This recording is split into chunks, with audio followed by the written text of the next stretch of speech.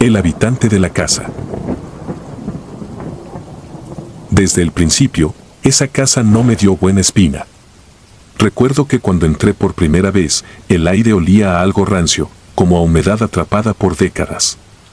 Pero necesitaba el dinero, y el padre de los niños, el señor Parson, parecía decente. Me llevó por un recorrido rápido y me mostró las habitaciones, la cocina que siempre estaba algo oscura, el salón que parecía sacado de una vieja fotografía de los años 70 y finalmente las habitaciones de los niños, situadas al final de un largo pasillo al que apenas llegaba la luz. Eran dos niños, Noah y Sarah. Noah tenía 8 años, era un chico tranquilo, casi taciturno, y Sarah, la pequeña, tenía solo 5 y era, a falta de una mejor palabra, extraña. Desde el primer momento, me observaba con esos grandes ojos oscuros que parecían absorben todo lo que miraban. Al principio pensé que era una niña tímida, pero pronto me di cuenta de que había algo más. No era solo timidez, era una especie de aversión, como si yo no tuviera derecho a estar en su espacio. Esa primera noche, me senté en el salón a revisar un libro mientras los niños dormían. El silencio en esa casa era diferente, más denso, como si el tiempo no transcurriera de la misma manera. De vez en cuando, creía escuchar el crujido de los escalones o el sonido de una puerta cerrándose suavemente en alguna parte. Me decía a mí misma que solo era el viejo piso de madera, ajustándose al frío de la noche. Pero no podía negar la sensación de que alguien me observaba. La primera vez que noté algo raro fue al tercer día. Estaba acostando a Sarah y ella insistió en que no apagara la luz del pasillo. ¿Por qué no?, le pregunté. Ella me miró fijamente y respondió, porque se va a enojar. Me quedé congelada por un instante. La pregunté quién, pero ella solo se giró hacia la pared, dándome la espalda. Después de eso, siempre dejé la luz encendida, aunque no entendía bien por qué. Había algo en su tono, una especie de advertencia que me erizó la piel. Esa misma noche, mientras intentaba dormir en la pequeña habitación de invitados, sentí un peso en el pecho, una presión que me hizo despertar sobresaltada. Traté de encender la lámpara de la mesita de noche, pero no funcionaba. Me quedé en la oscuridad, paralizada, escuchando una respiración que no era la mía. Y entonces, lo sentí. Alguien se movía por el pasillo, lento, arrastrando los pies. La puerta de mi habitación se entreabrió un poco, apenas lo suficiente para ver una sombra pasar. Fue un instante, pero supe que no estaba sola.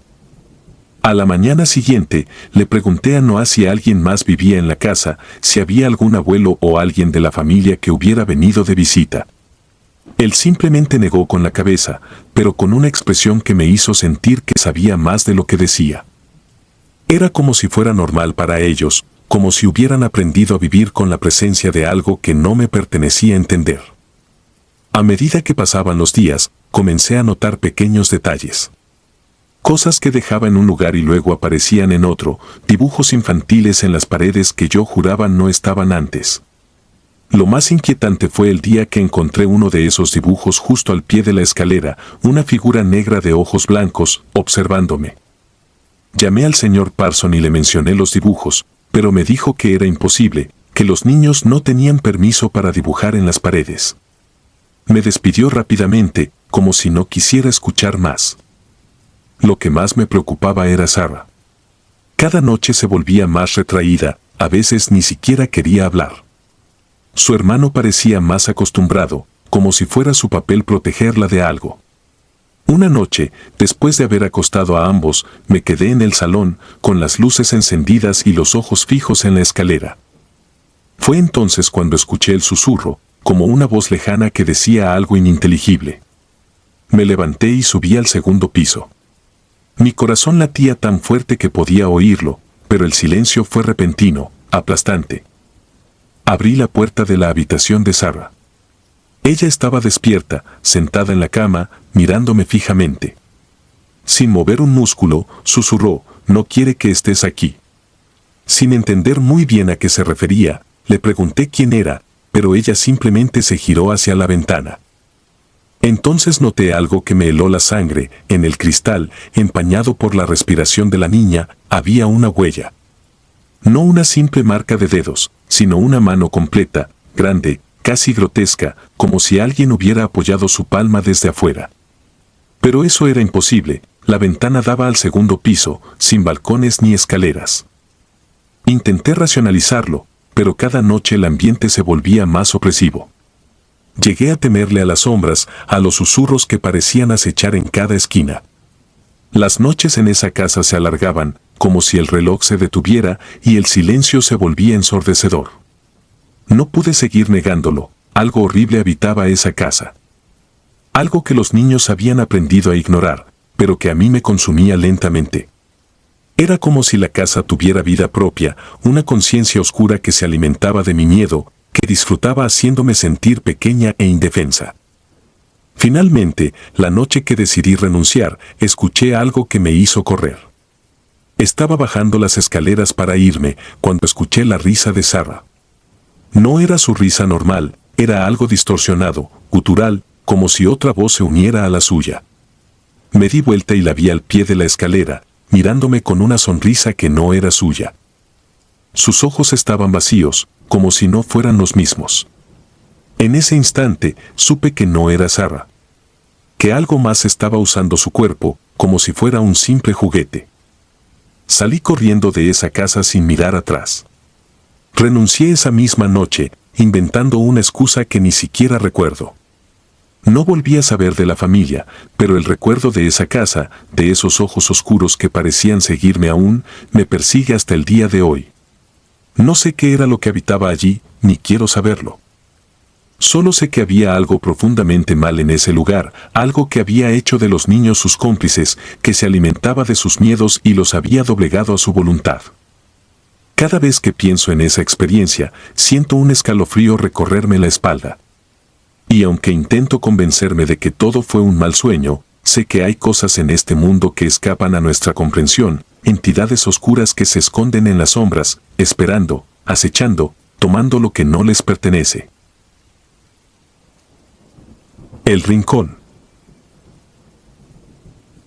Me llamo Sarah, tengo 26 años y siempre he trabajado como niñera, casi desde que terminé la secundaria. Pero nada me había preparado para lo que viví en el rancho de los Mellor, allá en Nuevo México. Pensé que sería otro trabajo más, cuidar a un bebé tranquilo, hacer tareas ligeras y disfrutar del aire seco del desierto. Pero me equivoqué. Hay experiencias que marcan y dejan cicatrices invisibles. Esta fue una de ellas. Los Mellor vivían en un rancho enorme, alejado de la ciudad. Para llegar a la casa, había que conducir por un camino polvoriento y serpenteante que atravesaba un desierto de cactus y rocas. El silencio allá era diferente. No era solo ausencia de ruido, era como si el lugar no permitiera ningún sonido, como si se lo tragara y lo transformara en una quietud asfixiante. Desde el primer día noté algo raro en el bebé, un niño de 1 año y medio llamado Samuel. Samuel siempre lloraba, pero no de la manera que lo hacen otros bebés. Su llanto era diferente, no estaba relacionado con hambre o sueño, sino con algo más profundo, como si viera algo que nosotros no podíamos ver. Y cada vez que lloraba, siempre miraba hacia el mismo rincón de la habitación. Era el rincón cerca de la ventana, donde la luz apenas llegaba, incluso a plena luz del día. Al principio, no le di importancia. Me decía a mí misma que todos los bebés tienen sus manías y que, tal vez, él solo se sentía incómodo en un lugar nuevo. Pero Samuel no era el único que sentía algo en ese rincón. Yo también lo notaba. Cada vez que pasaba junto a él, sentía un escalofrío inexplicable, un peso en el aire que parecía aplastarme el pecho. Las cosas comenzaron a empeorar una noche cuando escuché pasos. Era tarde, tal vez pasada la medianoche. Yo estaba en el cuarto contiguo, intentando dormir, cuando escuché esos pasos pesados y lentos que venían desde el pasillo, como si alguien caminara descalzo, arrastrando los pies. Al principio, pensé que eran los padres de Samuel, que a veces bajaban a la cocina a tomar agua. Pero al día siguiente, cuando les pregunté, me dijeron que no se habían levantado en toda la noche. Pasaron las noches y el llanto de Samuel se hizo más fuerte y desesperado. Lloraba hasta que su pequeño cuerpo se quedaba sin fuerzas y entonces caía en un sueño agitado, siempre mirando hacia ese rincón. Hasta que una noche lo vi. Había terminado de arrullar a Samuel y lo había dejado en su cuna. Mientras me dirigía hacia la puerta, algo me detuvo. El rincón. Había algo allí, una figura borrosa, apenas visible en la penumbra. Era una mujer, descalza, con los pies cubiertos de barro, como si acabara de salir de una tumba. Su vestido estaba hecho harapos y colgaba de su cuerpo como si fuera una segunda piel. Pero lo que más me heló la sangre fue su rostro. No tenía ojos, solo cuencas vacías que parecían absorber la poca luz que había en la habitación. Me quedé paralizada, sin poder moverme, mientras ella se acercaba lentamente hacia la cuna. Sentí una presión en el pecho que me dificultaba respirar y un dolor en la garganta como si hubiera tragado vidrio. Quise gritar, pero mi voz no respondió. La mujer extendió una mano hacia Samuel, que, en ese momento, dejó de llorar. Solo se quedó quieto, mirando hacia ella con los ojos bien abiertos, pero inexpresivo, como si ya no estuviera allí. De repente, la mujer desapareció. Fue como si se desvaneciera en el aire, dejando un rastro de olor a tierra húmeda y putrefacción. Me acerqué rápidamente a la cuna y levanté a Samuel, que estaba frío como el mármol. Su respiración era débil, apenas perceptible, y su piel tenía un tono pálido que nunca le había visto. Lo arropé y lo sostuve en mis brazos hasta que amaneció. Pasé el día entero en una especie de trance, intentando convencerme de que había sido una pesadilla. Pero sabía que no lo era. Esa noche volví a escuchar los pasos, más cerca, más insistentes. Decidí investigar, hablar con los vecinos, saber más sobre el lugar donde estaba trabajando. Y fue así como me enteré de la historia de la mujer. Los vecinos decían que, hace muchos años, una mujer que vivía en el rancho había perdido a su hijo en circunstancias misteriosas. Nadie sabía exactamente cómo había muerto, pero se rumoraba que fue un accidente terrible. Después de su muerte, la mujer enloqueció. Decía que el alma de su hijo estaba atrapada en ese rincón y que él la llamaba cada noche. Pasaba las noches deambulando por el rancho, descalza, buscando a su hijo. Hasta que un día, desapareció. Algunos decían que se había ahorcado en el granero, otros que había salido al desierto y nunca regresó. Esa noche, volví a quedarme en la habitación de Samuel, decidida a enfrentar lo que fuera que estuviera allí. No quería dejar solo al bebé, y al mismo tiempo, algo en mí necesitaba saber si esa mujer era real o solo una sombra de mi imaginación. Pasada la medianoche, la figura volvió a aparecer. Esta vez, la vi más claramente.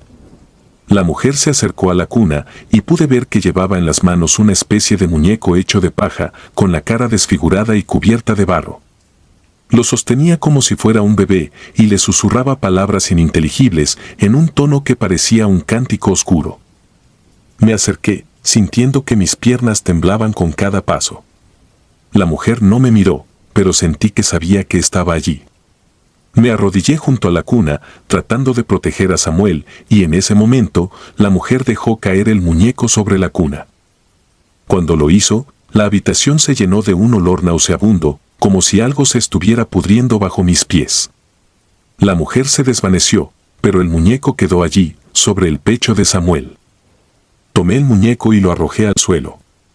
Sentí que algo me ardía en la mano, y al mirarla, vi una marca roja, como si me hubieran quemado. Samuel comenzó a llorar de nuevo, y esta vez no dejó de hacerlo hasta que el sol se levantó. Fue entonces cuando decidí que no podía quedarme más en ese lugar. Hablé con los Meldor y les conté todo, esperando que se rieran o me acusaran de estar loca. Pero ellos se miraron entre sí, y luego me contaron que nunca habían sido capaces de mantener a una niñera por mucho tiempo. Todas se iban sin explicación y nadie duraba más de unas pocas semanas. Al día siguiente, empaqué mis cosas y me fui del rancho. Cuando me alejaba, sentí una especie de alivio, como si algo se hubiera quedado atrapado en ese lugar y me dejara ir. Meses después, recibí una carta de los Meldor. Decían que el rincón de la habitación de Samuel había sido derrumbado durante unas reparaciones y encontraron enterrado allí un pequeño ataúd de madera, vacío. Nadie pudo explicar cómo había llegado allí ni por qué estaba vacío. Pero en el fondo, creo que siempre supe la respuesta. Me mudé a otro estado y dejé el trabajo de niñera. Hoy, cada vez que escucho el llanto de un bebé, siento un escalofrío que me recorre la espalda y recuerdo ese rincón, ese lugar maldito. No sé si fue real o si solo fue el producto de una mente cansada, pero hay cosas que es mejor no cuestionar. A veces, es mejor simplemente dejar que los fantasmas permanezcan en sus rincones oscuros y no intentar entender lo que no tiene explicación. Juega con el bebé. Recuerdo aquella noche con una claridad que me hiela los huesos, a pesar de que ocurrió hace ya varios años. Era un trabajo temporal, cuidar de un bebé de 8 meses mientras sus padres, el señor y la señora Hamilton, asistían a una cena. No era mi primera vez como niñera, y, aunque me sentía cómoda con los niños, esa casa en particular me ponía nerviosa desde el principio. Tenía un aura pesada, como si algo maligno acechara desde las sombras. La primera vez que entré a esa casa, algo me golpeó, una sensación de ser observada. Pero no por los Hamilton, que me recibieron con sonrisas amables, sino por algo más. Algo que no pude ver, pero que me puso la piel de gallina. Atribuí esa incomodidad a los nervios. A fin de cuentas, había aceptado el trabajo de último momento y no conocía la casa. Me obligué a tranquilizarme, aunque el sentimiento nunca se fue del todo. El bebé, a quien llamaré Thomas, era un niño adorable, de esos que te hacen sonreír con solo verlo. Tenía una risa contagiosa y grandes ojos azules, aunque a veces parecían más oscuros, como si fueran pozos que te absorbieran. Los Hamilton me dieron las instrucciones de siempre: preparar la cena, cambiar los pañales y acostarlo a las 8. Todo parecía rutinario. Poco después de que los Hamilton se marcharon, comenzó la primera extrañeza. Estaba en la cocina calentando la leche de Thomas cuando escuché un ruido arriba, un arrastre. Pensé que tal vez había dejado algo mal puesto en la habitación del bebé, así que subí para verificar. La habitación estaba tranquila, el bebé dormía profundamente. Observé el móvil sobre la cuna, colgando como una araña de colores pálidos. El aire estaba denso y cargado, casi como si la misma habitación respirara.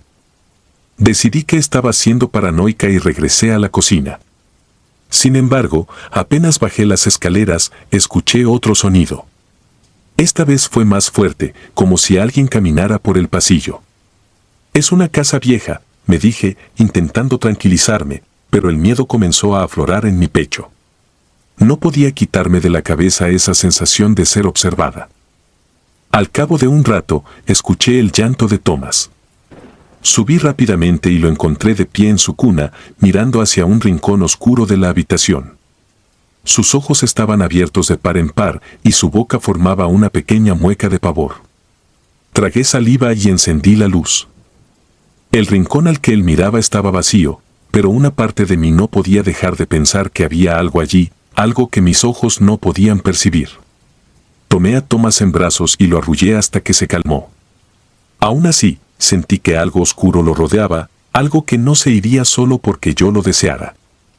La noche se volvió aún más perturbadora cuando, alrededor de las 10, después de que había acostado a Thomas de nuevo, empecé a escuchar una especie de murmullo en el monitor de bebé. Era como un susurro, pero no distinguía palabras. Tal vez era estática, pero sonaba diferente, como si alguien estuviera hablando en voz baja. Subí una vez más a la habitación y encontré a Thomas despierto, observando el móvil con esos ojos oscuros. Parecía como si algo invisible se moviera entre las figuras colgantes. De repente, uno de los juguetes del móvil comenzó a girar solo, de forma lenta y antinatural. Era un elefante de madera, que se balanceaba sin ninguna razón. La ventana estaba cerrada, no había corriente de aire, y sin embargo, ese elefante se movía como si algo lo empujara. Tragué saliva, sintiendo el miedo retorcerse en mi estómago, pero traté de mantener la calma. Le susurré palabras tranquilizadoras a Thomas y me acerqué al móvil para detener el movimiento, pero el aire se volvió pesado, sofocante. En ese momento, supe que no estábamos solos en esa habitación. El teléfono de la casa sonó entonces, rompiendo el silencio opresivo. Bajé a contestar, dejando a Thomas momentáneamente. Nadie respondió al otro lado de la línea, solo se escuchaba una respiración lenta y profunda. Colgué de inmediato, el corazón latiendo con fuerza, y volví corriendo a la habitación del bebé. Al llegar, vi que Thomas ya no estaba en su cuna. El pánico me inundó. Mis ojos se movieron frenéticamente por la habitación hasta que lo encontré. Estaba en el suelo, sentado y mirando hacia el mismo rincón oscuro. Me acerqué, lo levanté y lo estreché contra mí. Al hacerlo, escuché un leve susurro, como un viento que soplaba desde el rincón. Cerré los ojos y recé, intentando bloquear cualquier pensamiento racional, convencida de que aquello no podía ser real. Con Thomas en brazos, bajé las escaleras y me dirigí al salón. Decidí que no volvería a subir. Lo mantuve conmigo, meciéndolo mientras intentaba mantener la calma. Cada minuto que pasaba, sentía que algo oscuro se cernía sobre nosotros, como una sombra que se movía en el borde de mi visión. Intenté poner la televisión para distraerme, pero no servía de nada. Esa casa estaba infectada con algo que parecía emanar de las paredes mismas. Finalmente, los Hamilton regresaron cerca de la medianoche. La señora Hamilton me preguntó si todo había estado bien, y aunque quería contarle lo sucedido, sentí que no me creería. En cambio, solo asentí y me dirigí a la puerta, deseando salir de esa casa tan pronto como fuera posible. Cuando estaba a punto de irme, la señora Hamilton me detuvo. Gracias por cuidar de Thomas. A veces me preocupa que juegue solo, especialmente porque parece tener un amigo imaginario, o algo así, dijo con una risa nerviosa. Mis manos temblaron al oír esas palabras, pero no respondí. Sabía que lo que había experimentado no era solo producto de mi imaginación. Thomas no estaba solo, algo siniestro jugaba con él en esa casa. Algo que no se iría aunque yo lo deseara. Y cuando crucé el umbral de la puerta, supe que nunca volvería. Aquella experiencia me cambió para siempre, dejándome con una certeza inquietante: hay cosas en este mundo que no podemos ver, cosas que acechan en las sombras y se alimentan del miedo. Cosas que, a veces, eligen a los más vulnerables para manifestarse. La Dama de los Cuervos. Durante años, la niñera había trabajado para familias acomodadas en diferentes barrios, cuidando a niños que, a menudo, quedaban al margen de la atención de sus padres, quienes preferían delegar esa responsabilidad. Cuando la familia Moretti la contrató, sintió que era solo un trabajo más, pero no podía imaginarse el horror que aguardaba entre las paredes de aquella casa antigua y señorial. El primer día, conoció a los dos pequeños a su cargo, Lucas, de 6 años, y Paula, de apenas 4. Ambos niños parecían tímidos, pero pronto captaron su simpatía con sus risas y preguntas infantiles. La casa era un poco sombría, con suelos de madera que crujían bajo el peso de los pasos, y tenía un aroma persistente a humedad que nunca parecía disiparse del todo. Pero era algo habitual en las casas viejas, y ella se acostumbró rápidamente. Todo parecía ir bien hasta la tercera semana, cuando notó algo extraño. Después de la siesta de la tarde, Lucas y Paula solían desaparecer sin dejar rastro. Al principio, pensó que estaban jugando a las escondidas, pero por más que los buscaba, no los encontraba. Su ansiedad aumentaba con cada minuto que pasaba, y justo cuando estaba a punto de entrar en pánico, los niños aparecían como si nada, sucios y cubiertos de polvo, con marcas de tierra en sus pequeñas manos y mejillas. Cuando les preguntaba a dónde habían ido, los niños se limitaban a sonreír, sus ojos brillantes con un conocimiento oscuro que parecía impropio de su edad. Con el tiempo, las desapariciones se volvieron más frecuentes, siempre en la misma franja horaria, como si respondieran a una agenda invisible que ella no podía ver. Una tarde, después de un par de horas de búsqueda desesperada, decidió investigar a fondo la casa. No quería sonar alarmista ni poner en duda su profesionalismo, pero ya no podía ignorar el hecho de que algo extraño estaba ocurriendo. Subió al ático, un espacio apenas iluminado por un único tragaluz y lleno de baúles viejos y muebles cubiertos de polvo. Justo cuando estaba a punto de rendirse, escuchó un murmullo. Fue un sonido tan tenue que, por un momento, pensó que se lo había imaginado, pero luego lo escuchó de nuevo. Era la voz de Paula, suave y cantarina, como si estuviera hablando con alguien. La niñera se acercó a un rincón oscuro y allí los encontró. Lucas y Paula estaban de pie, frente a una pared llena de manchas y moho, sus miradas fijas en una figura borrosa que parecía desvanecerse en la penumbra. Antes de que pudiera acercarse, la figura desapareció, como si nunca hubiera estado allí. Cuando los niños la vieron, se sobresaltaron, como si la presencia de la niñera rompiera un hechizo. Sin decir una palabra, volvieron a su lado, sus rostros inexpresivos, casi vacíos. La niñera los llevó de vuelta al dormitorio y mientras los bañaba, notó que llevaban en las manos plumas negras, gruesas y brillantes, que no parecían pertenecer a ningún ave común. Esa noche, después de acostar a los niños, la niñera no pudo evitar sentirse perturbada. Las plumas no la dejaban tranquila, así que decidió investigar más sobre la historia de la casa. Recurrió a la señora Moretti, preguntándole de forma casual si sabía algo sobre el pasado de aquella mansión. La mujer, con una sonrisa forzada, le comentó vagamente sobre los antiguos dueños, pero parecía nerviosa, como si evitara a propósito ciertos detalles. Frustrada, la niñera se aventuró en internet y encontró relatos sobre una entidad conocida como la Dama de los Cuervos.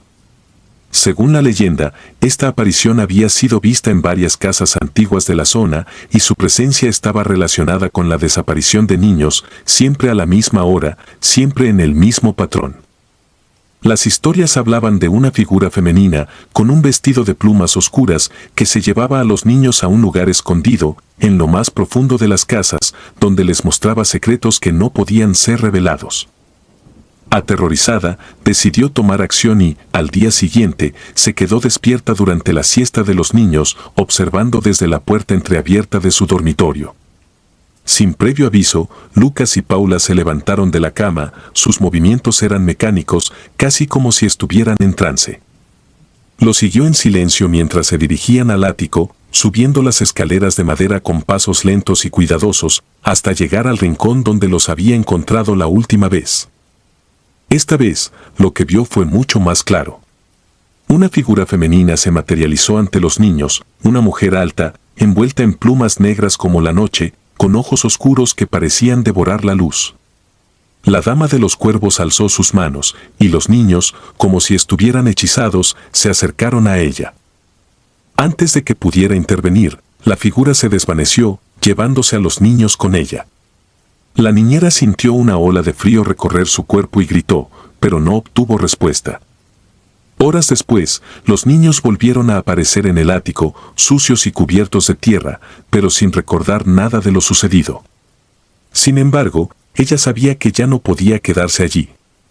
Informó a los padres de lo que había ocurrido, pero ellos se mostraron escépticos, minimizando sus preocupaciones como si fueran producto de su imaginación.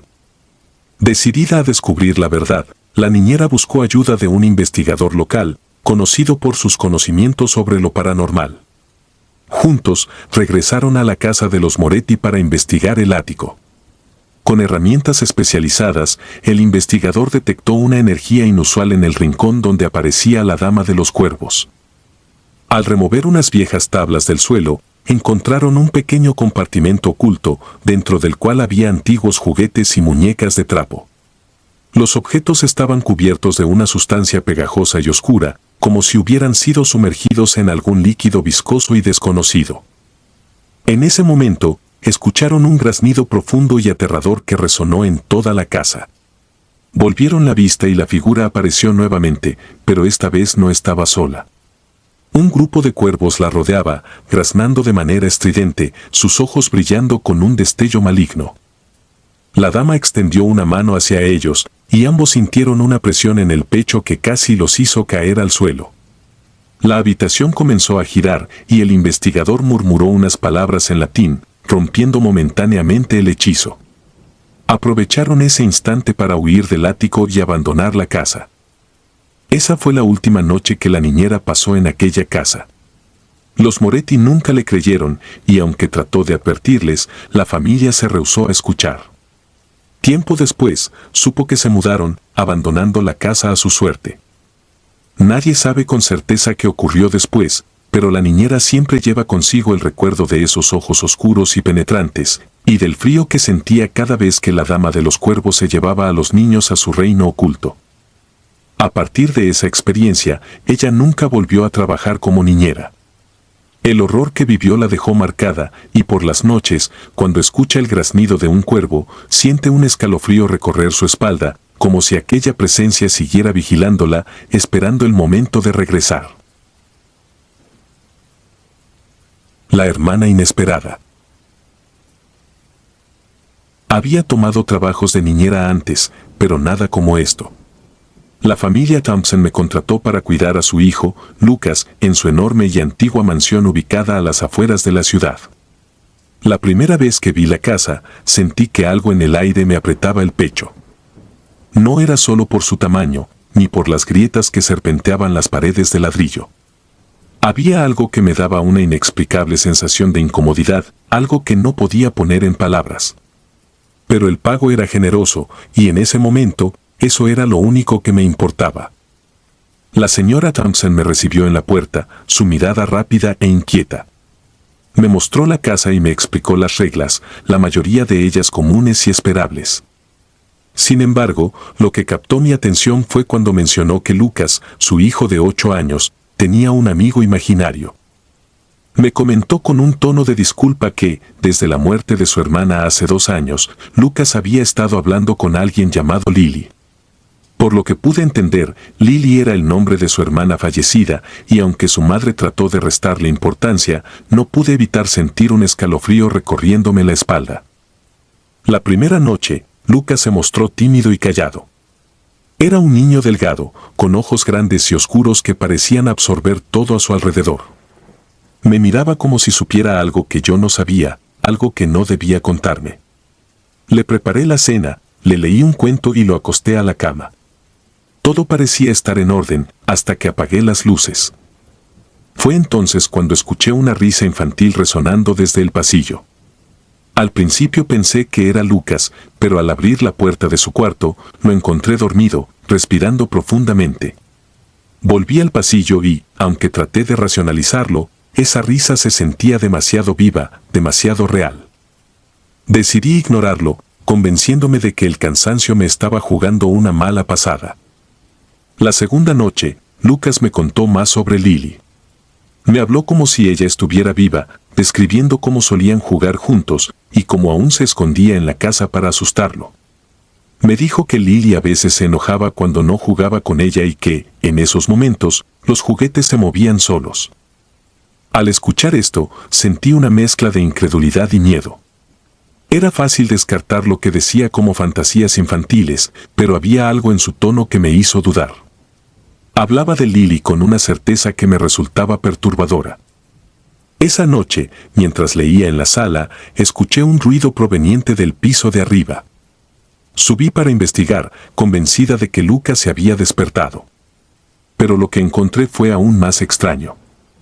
El pasillo estaba frío, más frío de lo que debería estar, y una de las muñecas de Lucas, una muñeca antigua de porcelana con ojos vidriosos, estaba tirada en el suelo, justo en medio del pasillo.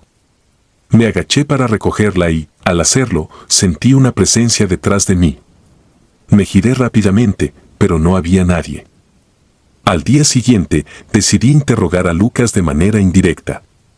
Le pregunté si Lily siempre jugaba con sus juguetes, a lo que él asintió, pero esta vez añadió algo más. A Lily no le gusta cuando te quedas sola en el salón, dijo, mirándome con esos ojos profundos. Dice que quiere que te vayas. Comencé a sentirme atrapada, como si la casa misma me estuviera observando.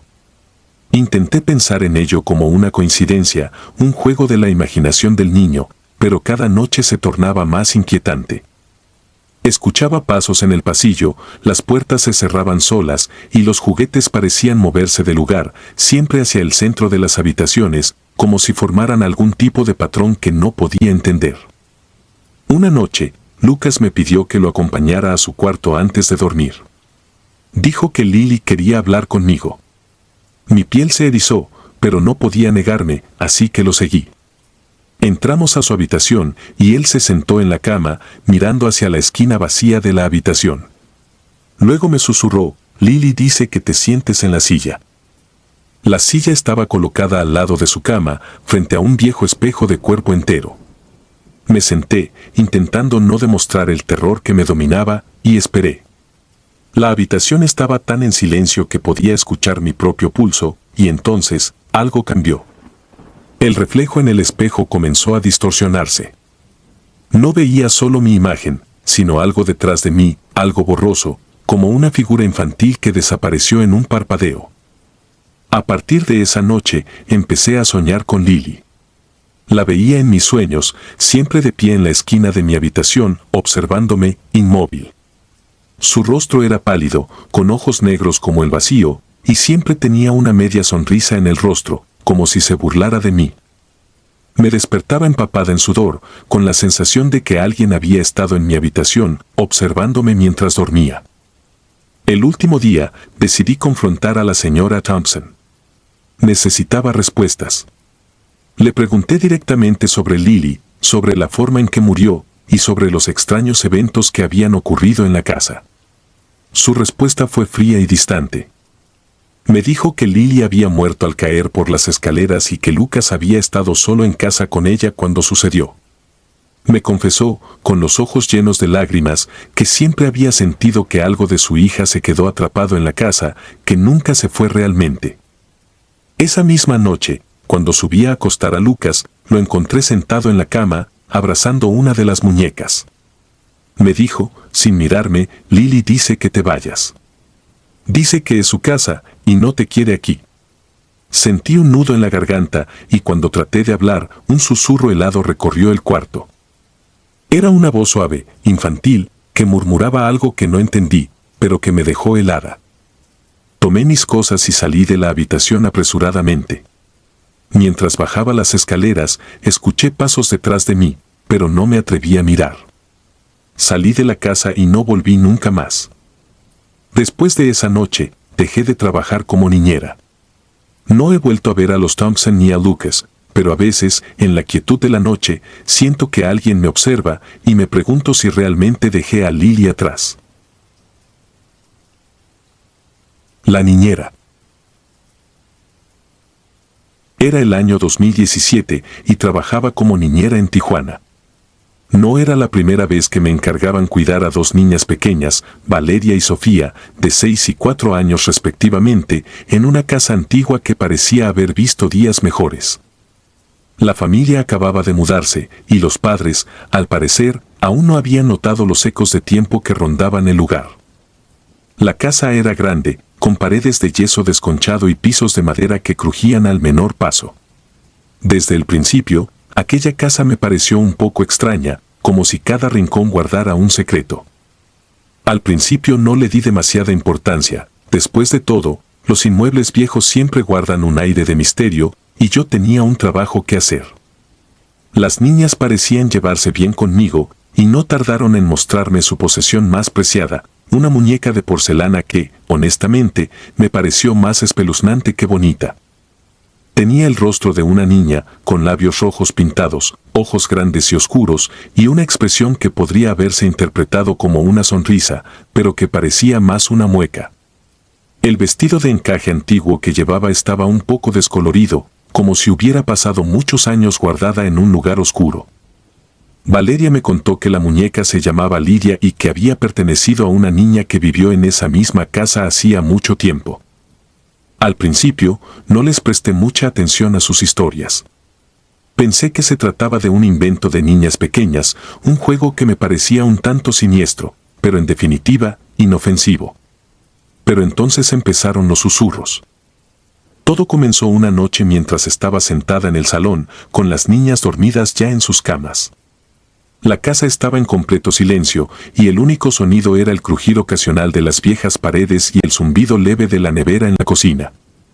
Yo hojeaba un libro para pasar el rato cuando escuché un susurro, apenas un susurro, que me puso la piel de gallina. Provenía de la habitación de las niñas, y aunque en un principio pensé que alguna de ellas se había despertado, el tono no me pareció el de una niña pequeña. Sonaba grave y agudo a la vez, como si alguien hablara desde muy lejos, con una voz que parecía surgir del fondo de la tierra. Me levanté, con el corazón latiéndome fuerte, y caminé hacia el cuarto. Las niñas seguían profundamente dormidas, pero la muñeca estaba en el suelo, con los ojos abiertos, mirándome fijamente. Juraría que la había dejado en la cama de Sofía antes de que se durmiera, pero era posible que hubiera rodado al suelo durante la noche. La recogí y la coloqué nuevamente sobre la cama, pero el escalofrío que me recorrió la espalda no desapareció. Las noches siguientes, los susurros continuaron. Se oían apenas un poco más fuerte, un poco más cerca, y siempre cuando me encontraba sola, o al menos eso creía yo. Las niñas no parecían notarlo, y no quería asustarlas, así que no mencioné nada. Cada vez que entraba en la habitación, encontraba a la muñeca en un lugar diferente. Un par de veces, incluso, la hallé en el pasillo, fuera del cuarto. Nadie más podía haberla movido, y a pesar de que intentaba buscar una explicación lógica, mi mente comenzaba a llenarse de temores. Una tarde, mientras las niñas jugaban en el jardín, decidí echar un vistazo al cuarto de juegos que quedaba en el sótano. No me gustaba mucho bajar allí, era un lugar oscuro y húmedo, con olor a moho y paredes llenas de grietas. Pero mi curiosidad era más fuerte que mi miedo. Encontré una caja vieja, llena de juguetes rotos y libros antiguos. Entre esos objetos había una fotografía en blanco y negro de una niña pequeña, con el mismo vestido de encaje que llevaba la muñeca. Me invadió un frío inexplicable al ver su rostro, el mismo que el de la muñeca, pero con una mirada mucho más triste. Moví la foto y descubrí un recorte de periódico, ya amarillento por el tiempo. El titular decía: Niña desaparecida misteriosamente en 1947. El nombre de la niña era Lidia, y había desaparecido sin dejar rastro en esa misma casa. Recordé las palabras de Valeria: Lidia vivió aquí hace mucho tiempo. Traté de ignorar el artículo, de no pensar en la historia, pero la verdad era que no podía dejar de preguntarme si la muñeca no era simplemente un juguete, sino algo más. Las noches se hicieron cada vez más pesadas, como si la casa misma exhalara un aliento fúnebre. El susurro se volvía más claro, hasta que pude distinguir palabras que se enredaban en mi mente. Ayúdame, decía, como si una voz atrapada en las paredes suplicara por algo que yo no lograba comprender. Los días pasaban lentos, y yo empecé a notar que las niñas también se veían afectadas. Valeria, que siempre había sido extrovertida y risueña, empezó a mostrarse más retraída, y Sofía, por su parte, decía ver a una amiga nueva en su cuarto por las noches. Me asusté, pero intenté mantener la calma. Una noche, decidí hacer algo al respecto. Cuando las niñas se quedaron dormidas, tomé la muñeca y la bajé al sótano. La puse en la caja junto a la foto y los recortes, cerré la tapa y dejé que la oscuridad la engullera. Me quedé en silencio, respirando hondo, convencida de que, de alguna forma, todo iba a terminar. Sin embargo, apenas había dado unos pasos hacia la escalera cuando escuché un crujido detrás de mí. Me volví, y allí estaba la muñeca, de pie, en el suelo. No estaba en la caja. Me quedé inmóvil, sin saber qué hacer. Sentí que alguien me observaba, como si hubiera una presencia detrás de mí, acechando, esperándome. La muñeca estaba más cerca ahora, mirándome con esos ojos que parecían esconder años de tristeza y rencor. No podía moverme, no podía respirar. El susurro volvió, más fuerte, y esta vez lo oí claro como el día: por favor, no me dejes sola. Corrí hacia las escaleras, subí los peldaños de 2 en 2 y me encerré en la habitación de las niñas, temblando. La muñeca estaba de vuelta en la cama de Sofía, con una expresión más siniestra que antes, como si se burlara de mi terror. Me senté en el suelo, abrazando mis rodillas, sintiendo que poco a poco la casa me devoraba. Al día siguiente, les dije a los padres de las niñas que no podía continuar. No les di detalles, solo les mencioné que había encontrado otro trabajo. No pude resistir el impulso de mirar por última vez a la muñeca antes de irme. Estaba allí, en su lugar, pero su expresión había cambiado. Parecía que sonreía, y por un segundo sentí que algo dentro de mí también se rompía. No volví a saber de esa familia, pero en ocasiones, cuando el silencio se hace pesado, escucho ese mismo susurro, pidiendo ayuda desde algún lugar oscuro y perdido. Tal vez Lidia nunca encontró la paz y sigue vagando entre las sombras de esa vieja casa, esperando que alguien, finalmente, la libere. Si disfrutas de los relatos, te invitamos a apoyarnos con un like y un comentario, ya que eso nos ayuda muchísimo. Además, si aún no estás suscrito o suscrita, te animamos a formar parte de la comunidad del terror. Muchas gracias por escucharnos y por tu apoyo.